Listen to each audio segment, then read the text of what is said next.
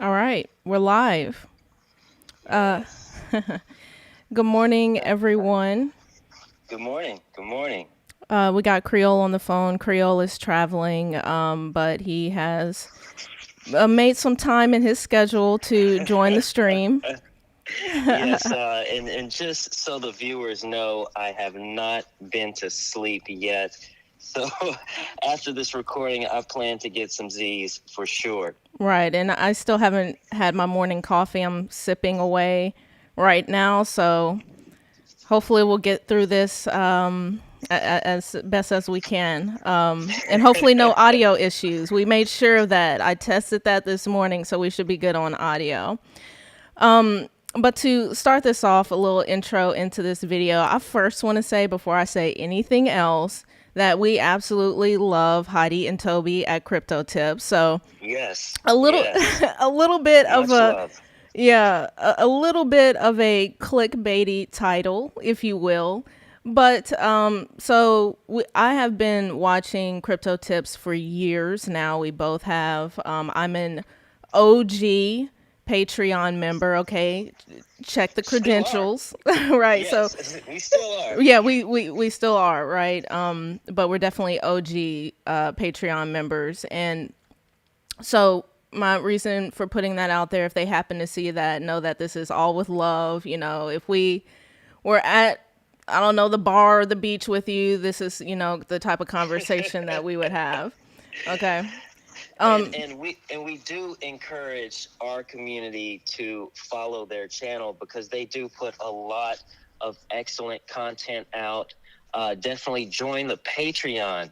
Again, a lot of great content and information and amazing crypto tips.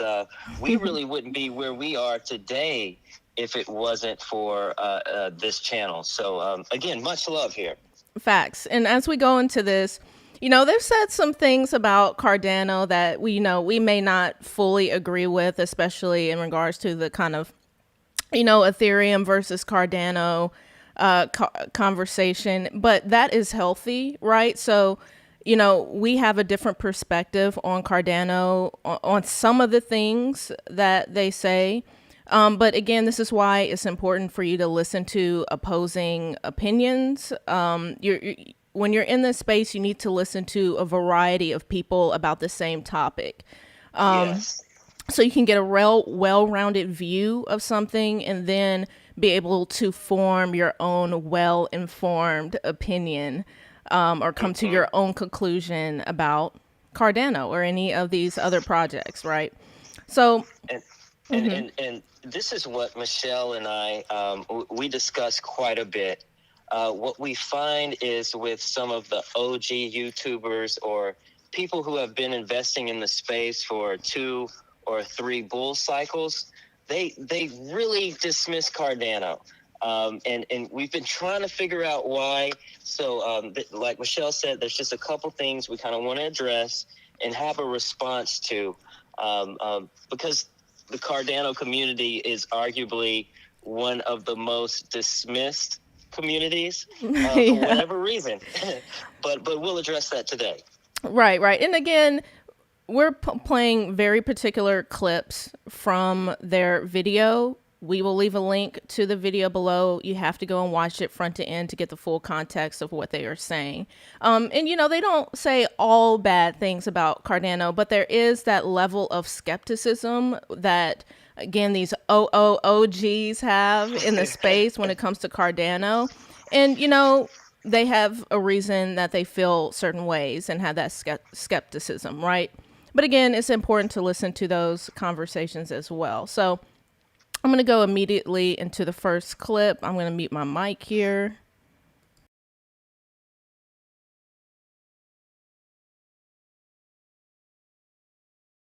So what's also important to note is, as with most other blockchains and these networks, they have somewhat of a timeline. And most recently, Cardano initiated the Mary hard fork, which is, I think, signified pretty much the halfway point from where they want to be. So even smart contracts aren't going to roll out until Goguen is completed later this year. If they abide by that timeline, that would be great. But basically, this very slow-moving development of Cardano, in my opinion, is a direct result of their peer review system. I did a video, about 4 years ago, talking about the pros and cons of Cardano. Yeah. And that was one of them, was this concept of staying relevant, but also, being able to deploy code that is as resilient and bug-free as possible.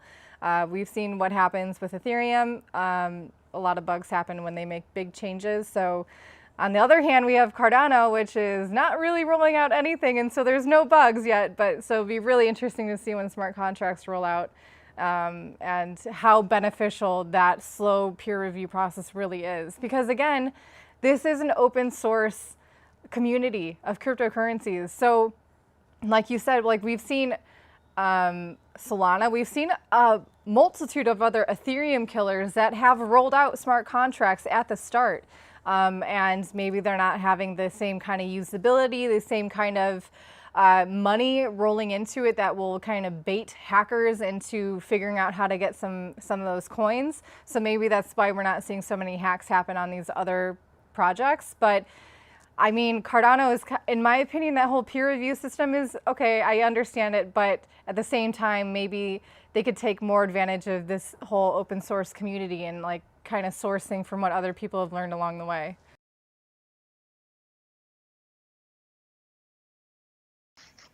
All right, that's our first clip there. Kind of some thoughts on the roadmap and the length of time it is taking to complete such things. Do you have any initial thoughts, Creole? Yeah, it's not much that I disagree with what Heidi said. I think with skeptics of the Cardano roadmap, they kind of unfairly judge Cardano's roadmap without comparing it to other projects. In this space, Michelle and I talk about this a lot to our community. Nobody meets their deadlines, right? Right. Because We're all roadmaps are public, right? We're all waiting for something in this space. We're all waiting for something. But again, I kind of wish there was that same type of energy dissecting the Ethereum roadmap and the Ethereum goals, because everything is delayed. But if you look at Ethereum has been started developing proof of stake since 2017, right? They had a 1-year head start of Cardano to develop the proof of stake, and Cardano beat Ethereum deploying proof of stake. Ethereum had more money, they had a larger community, and they had more developers. And Cardano beat Ethereum deploying proof of stake. So I think we have to be a little bit more fair about our criticism when we discuss delayed timelines. Right. And I think part of it is, if you talk to anyone who may be a Cardano skeptic, it is, where are the smart contracts, right? It's taking so long, right? And I think, I think one thing that we really have to consider here is that is the whole point. I know it's taking maybe a little bit longer than we imagined, but, part of, being a coin holder of Cardano and being in this community is what we signed up for. But the trade-off here is the expectation that we won't have to go through the things that we go through with Ethereum, right? Or any of these other projects, any of them, right? So yes, it takes longer and it can be frustrating sometimes with the peer-to-peer review. But what I think a lot of us who are deeply involved with Cardano is that we understand that's what we signed up for, and that is the trade-off for flawless execution, right? So, but again, as Heidi is saying, we'll see, right? If we find out that there are bugs in, these smart contracts and how all of that is being deployed, then, we're going to be scratching our head because what have we been waiting for? You know what I mean? So, right. But I think there is that expectation that the whole point is that we won't have to go through nearly as much trauma, for a lack of a better word, as we go through Ethereum and with some of these other projects. And that is an excellent point. And if you're new to the space, I want you just to go on Google Ethereum hacks or Ethereum glitches. Then I want you to Google Cardano hacks, Cardano glitches, and you will see the time that was put into researching and developing the project with Cardano has paid off, because there hasn't been any hacks. There hasn't been any glitches when they roll out Mary hard forks, Shelly. There hasn't been any glitches. And one thing here that just kind of drives me crazy is how we kind of make fun of Charles and his peer review research. But, you have a project like Polkadot and Kusama. Kusama's tagline is expect chaos. If you sit back and really think about that, how insane is that we're rolling out projects and we're telling people expect chaos? If I buy a car and the tagline is expect chaos, I would not buy that car. But I'm not throwing any shade at Kusama. We hold Kusama. We hold Polkadot. We're just saying that the academic peer-reviewed research is going to be beneficial in the long run. And yes, we will see. And that could just be me, because I have a pharmaceutical chemistry background, science, computer science, research and study before you deploy code is important. And it's going to show in the long run why Cardano will be the superior code. Right. And just one last point on this before we move forward. What was I about to say? Again, it's really early in the morning. Right. I completely. Okay. I got it. I'm sorry. Heidi and Toby have said before that everything in this space is experimental, right? Everything in this space is experimental. There's a lot of speculation. All this stuff is new. It's invented. That's something that I always say is like, these developers and engineers, they are like literally inventing things, right? But some things are a little bit more experimental than others, and just kind of to your Polkadot Kusama point there, expect chaos. But so that's sounding pretty experimental, right? But but we hold, of course, if you're on our channel, you know that we love Polkadot and Kusama, but at the same time we know that we are signing up for chaos when we buy Kusama and Polkadot, right? So yes, we'll see what happens there, but not to get into the weeds. Let's move on to our next clip. I'm gonna mute Mike here. Now, to their benefit, Goguen is implementing it's KE Ethereum virtual machine. Okay, and so what that's going to do is Kevin.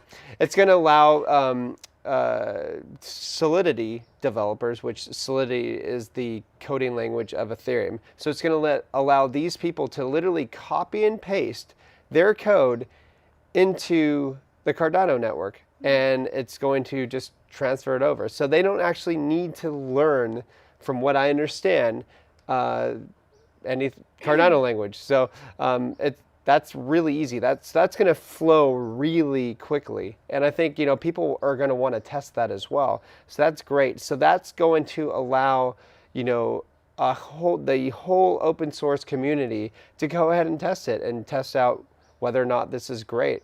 So that's going to be the real big test, in my opinion. So that's to come. So guys, this is the reason why I don't love Cardano right now. Okay? I don't love it. You can't do much with it. You can't do, you can stake it, but that's about it. You got to prove yourself. Yeah. For instance, when I meet somebody, respect comes with them, earning that respect. Okay? don't give people respect for no reason. All right. And so that's the same thing with coins as well, is that you don't just, oh, I love it just because everybody else and their mother loves it. Like I have so many newbies calling me like, hey, I really love Cardano. I really love this Africa project. I'm like, that's just one thing, guys. Like that's one little thing you're focusing on. There's a huge picture behind this, and you just need to be careful that you don't fall in love for the wrong reasons. You know what I mean? So Yeah, just guys. just keep that in mind and just Yeah. be level-headed. You know, there's a reason why I love Bitcoin. There's a reason why I pretty much love Ethereum. I think it's great. They've proven themselves. They have incredible devs, and they've proven themselves. I keep saying that. Charles is yet to prove himself. You know what I mean? He's a very smart guy. He is. I know everybody loves him, but he's got to prove himself. All right?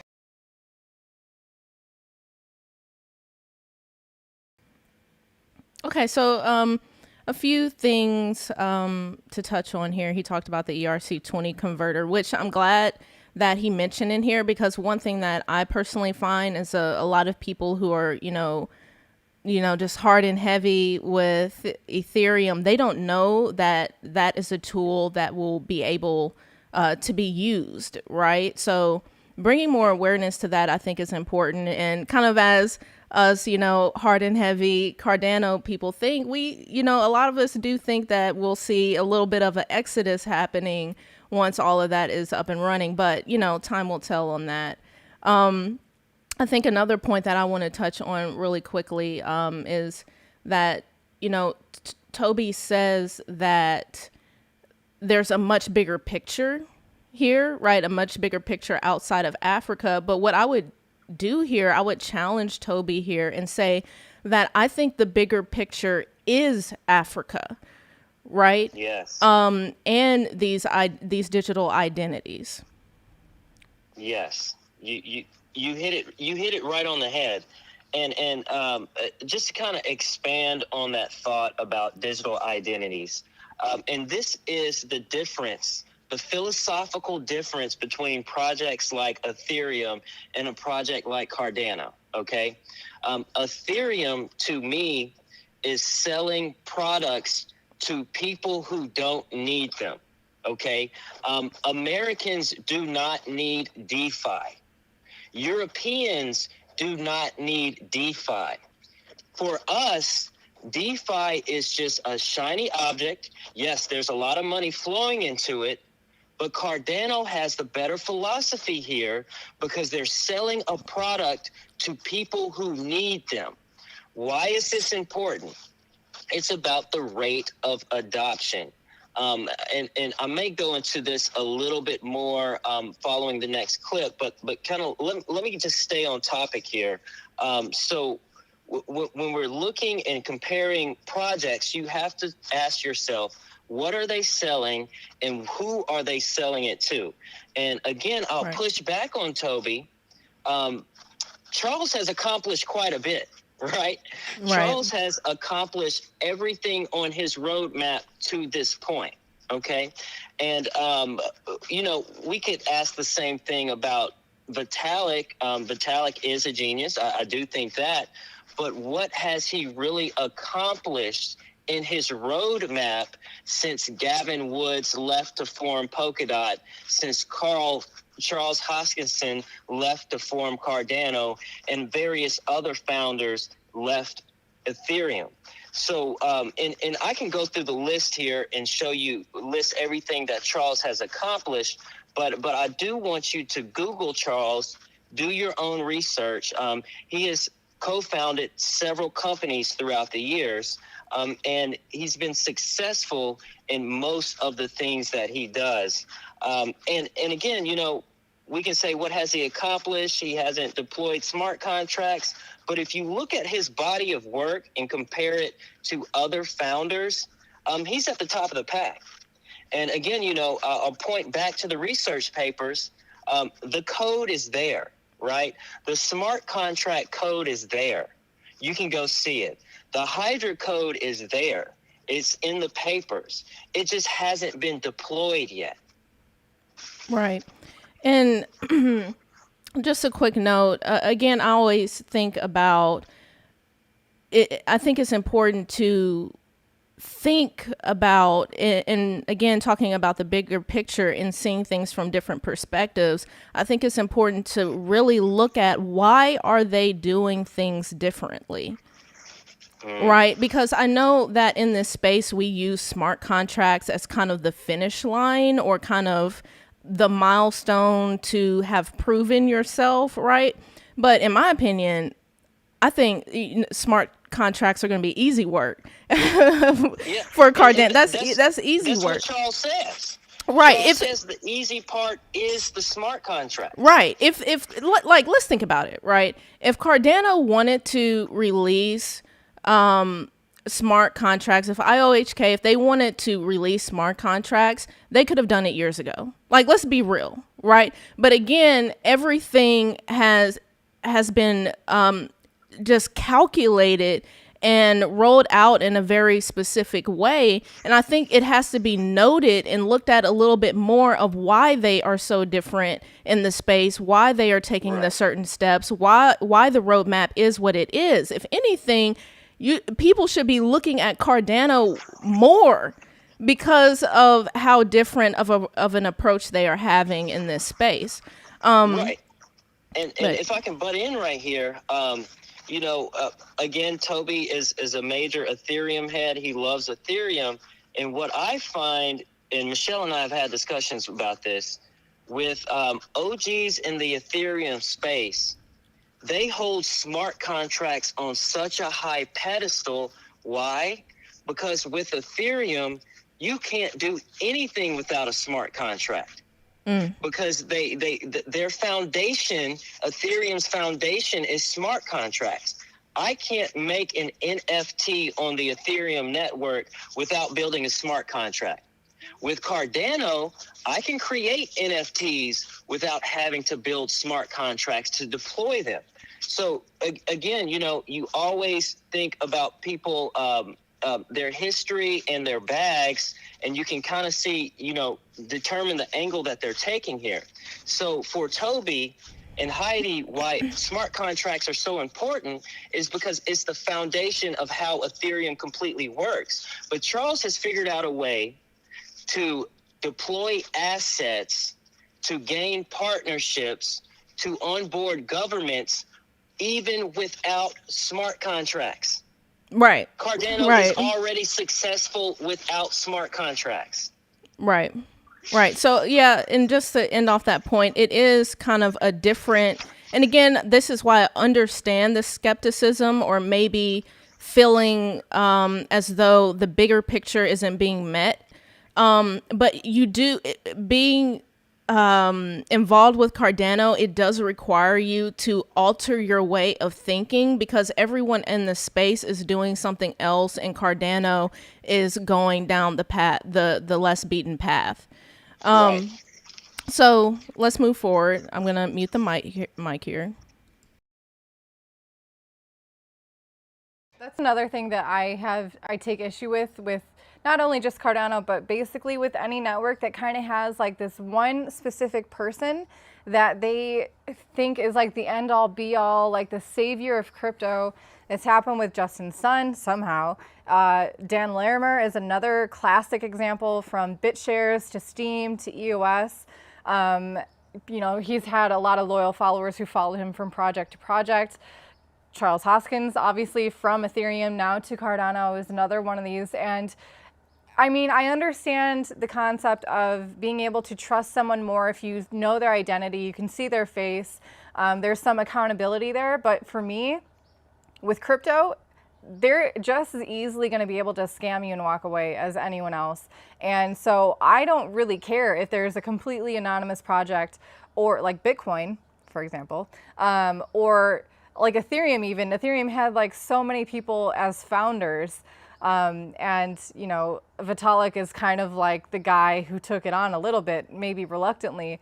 But even now, he's been stepping back. Also, Charlie Lee from Litecoin, another classic example. So for me, it's much more important to pay attention to what's being built, the code, how it's designed, basically, who's being rewarded, how, centralization of supply, centralization of power. Those all should have a lot more weight than just some guy's name and face slapped on it. Regardless of what he's built before, you never know what's going to happen. So pretty much like don't be lazy about it. You know what I mean? Like always think actions speak louder than words, or, you know, coding speaks louder than faces. All right, Mike is back on. Crypto Okay. Joe, he said, "Good morning, Michelle." Good morning, Crypto Joe. Crypto Joe. Yeah, we have Creole on as well via phone. I think one thing that I want to touch on with this about Charles, I think there has to be kind of a distinction, and I've said this before, there has to be a distinction between newcomers and OG bag holders of Cardano, right? So, for example, and I've talked about this before, so let me get a little bit emotional, right? But, you know, for someone like myself and Creole, we have been following the Cardano project for the better of 3 to 4 years now, right? About 4 years. And so we have developed a relationship with Charles, again, something that he has initiated, right? He's initiated that personal relationship with the community.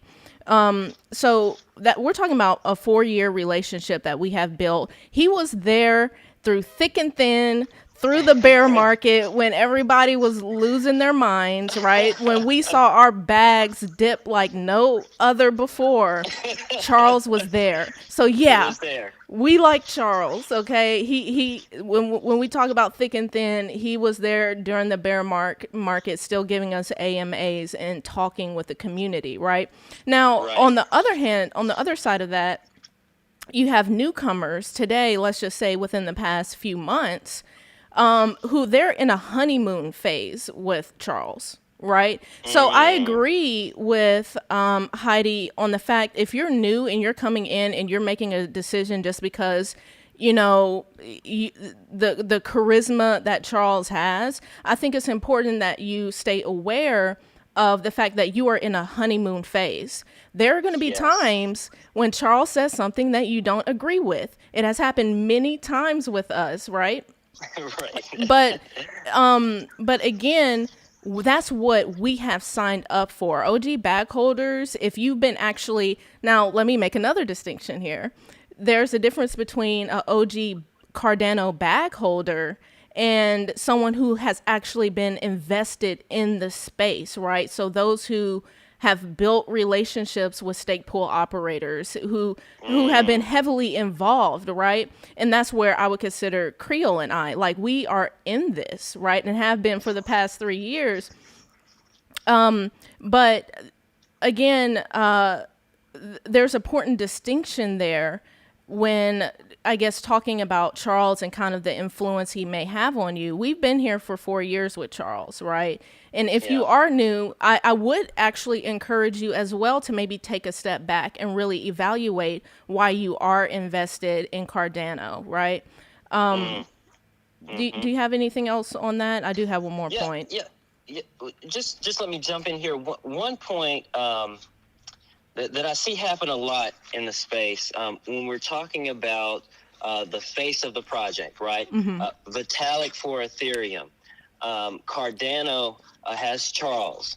Polkadot has Gavin Woods, right? These are the faces, the brands of the project.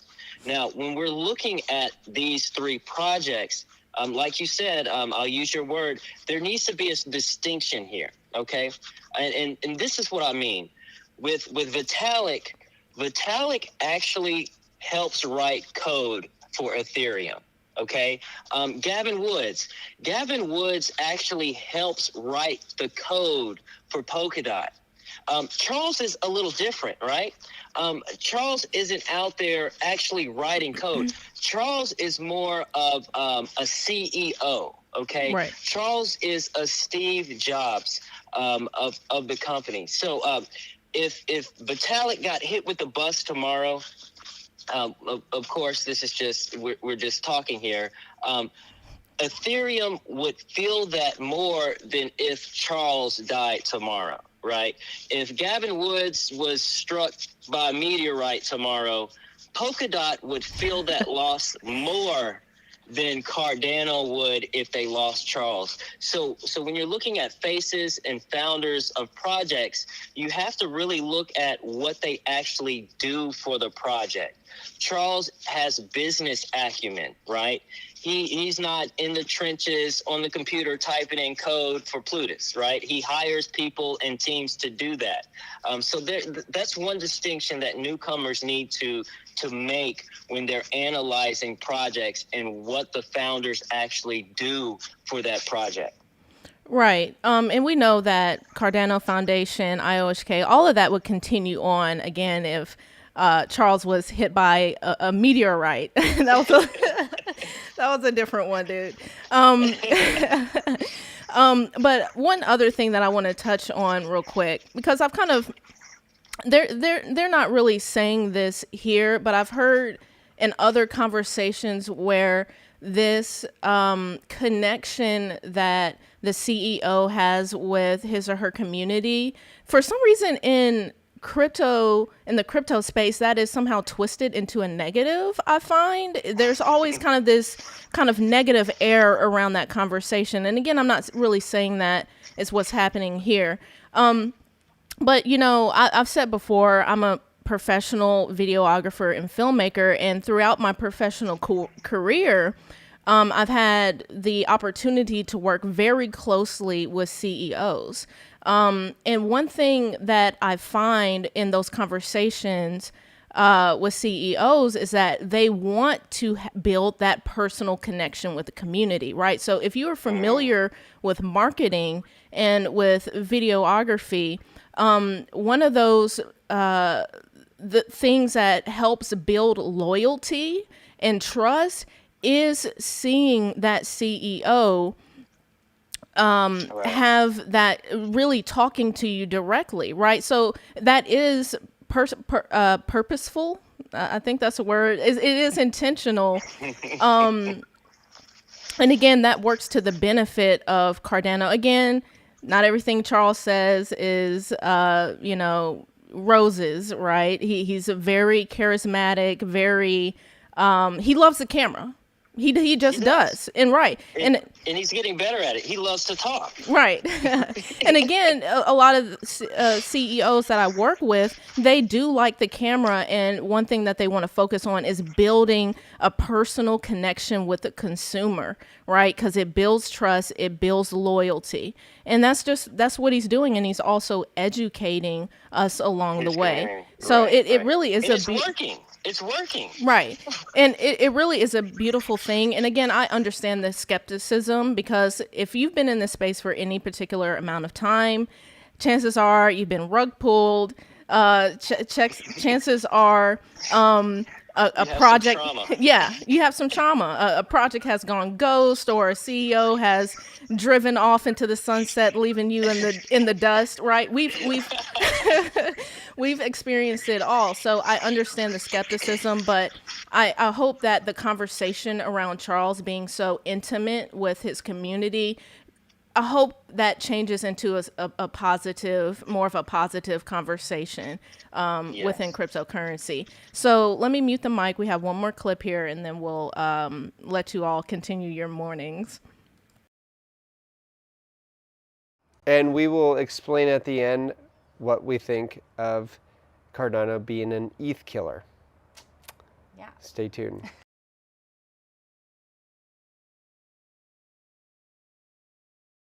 Okay, and Mike is unmuted, so that was the ETH killer comment. Which I don't think they actually touched on this at the end of the video. Again, go back and we'll leave a link to it. Yeah, and they must have cut that segment out, but they have discussed it in the past. Yes, they have. And other OGs bring this topic up all the time. Now, again, this is just our opinion based on our experiences and the projects that we follow. The Ethereum killer, the ETH killer is Ethereum. Facts. Ethereum is going to die by 1,000 cuts. Now, and let me explain And why. can you hold that thought right there? Ahead. Because again, I don't want this to be misconstrued as if we are praying for the downfall of another project. Like I said, that's not the way that we roll. If you are if you actually have confidence in your bags, and you should know that those projects are going to do well, right? So we are not praying on the downfall of Ethereum, of Ether. Like I said, we hold ETH. If you're in our Discord, you know what my portfolio looks like, and you know that I have a good chunk of ETH currently. For the meantime, that's going to be changing. But yeah, go ahead, Creole. Yeah, and just to throw this out there, we've got bags of Ethereum, for a while. We've got bags of Cardano, we've got bags of BNB, we've got bags of Polkadot. Right. We've got them all, right? Because we knew this epic battle was going to be lining up between Ethereum and 4 or 5 other projects that we follow. Facts. Now, and again, with these OGs, they don't see anyone overtaking Ethereum. A lot of them actually see Ethereum flipping Bitcoin. But again, we have to look at the facts and the numbers here. The first thing that people mention that say Ethereum will never be flipped is that they have a lot of developers. I looked this up yesterday. Ethereum has about 200,000 developers working on the Ethereum blockchain currently. That is a huge number, no doubt. Blows everyone else out of the water, probably combined. But if you step back and ask yourself, well, how many developers are there in the world? There are over 26 million developers in the world, okay? So if you know where blockchain technology is going, you know that majority of the 26 million developers in the world are going to be working on blockchain technology. So when you look at the quote-unquote network effect, it's really not there. That's 1% of all developers in the world. Let's move on to the market cap. Ethereum is really blowing all other altcoins out with the market cap. But again, I can argue how the market cap is an arbitrary number. It's not really real. And things move very quickly in the space. And we're in the infancy of blockchain technology. Let's move on to dApps. Ethereum heads, they say, well, look at all of the dApps deployed on the Ethereum blockchain. We looked this up. In 2020, only 31% of all dApps were deployed on Ethereum, and that was down from 2019, okay? Of the top 8 dApps on the Ethereum network, all have said that they are going to be working on cross-chain utility. So when we talk about Ethereum has a network effect that can be flipped, their rate of adoption is not proving that they have a network effect quite yet. I'll let you kind of jump in here. There's a couple more points I want to point out, but I argue that there is no Ethereum network effect when you take into account the full picture here. Right. And I really don't have much to say on this except for we will see. We will see. And again, all love here. It's good to have some healthy competition. It's good to have different perspectives on things. And we're just so early right now. Like, none of us know what is going to happen. period. Right. We can sit here and debate all day. We can sit here and pull numbers and, talk to psychics and card readers and all this kind of stuff. It's been done. But nobody knows what's going to happen. And again, as I continue to say over and over, I'm just so excited to see what's going to happen in the next 6 months. A lot is going to be revealed within the next 6 months and also within the next 5 to 10 years. It's going to be so cool to look back on these conversations. And we could be completely wrong. we could be eating our words here in a little bit. Who knows? But again, nobody knows. And all we're doing is, putting our heads together and trying to foresee the future. But nobody knows what's going to happen. There could be a Cardano killer that comes out of who knows. But that's all we have for you all today.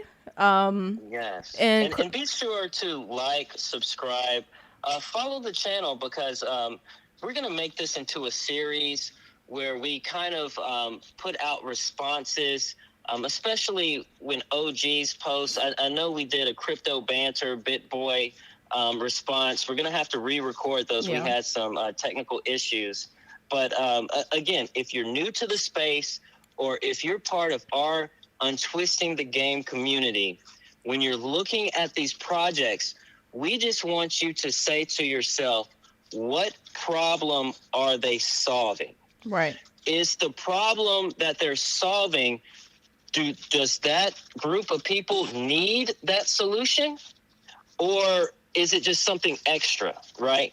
Right. And it's our opinion that the problems that Cardano is solving, and also the types of business models they have in these third world countries, is what is needed. Because at the end of the day, the project that's going to be number one is going to be the project that expands financial services. And I don't see Ethereum expanding or creating new products that Western countries don't already have access to. So this is why, in our opinion, Cardano is going to leapfrog. Well, this might just be my opinion, Michelle, but I feel Cardano is going to leapfrog Ethereum because they are onboarding entire countries and nations. And if you actually watch the Africa special, they're actually going to be onboarding 100 million users in Africa within the next 2 days. But if you didn't watch the special until all the way at the end, John O'Connor, the director of the Africa division for Cardano, laid out a case of how they will be onboarding 100 new digital identities. Smart contracts and DeFi, it's a distraction. The real prize is uploading digital identities, unique users to your blockchain. That's what's going to win in the long run. Right. And lastly here, Crypto Joe says, I can't wait to shake that man's hand. And he's referring to Charles. Yeah, I would love to meet Charles one day. That would be really cool. Smoke a cigar, harvest some mushrooms or something like that with him. That would be cool. And if you subscribe, we may have enough subscribers to invite him on the show one day. Who knows? Who knows, right?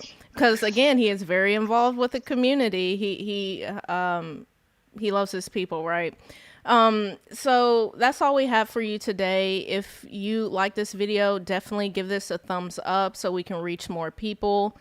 We had someone else, sorry I can't read your name, but they gave us a fire emoji. Thank you for that. And stay tuned. Like I said, this is just part one. We're going to turn this into a little series. So that's it. All right. Good morning, everybody. Have a good morning.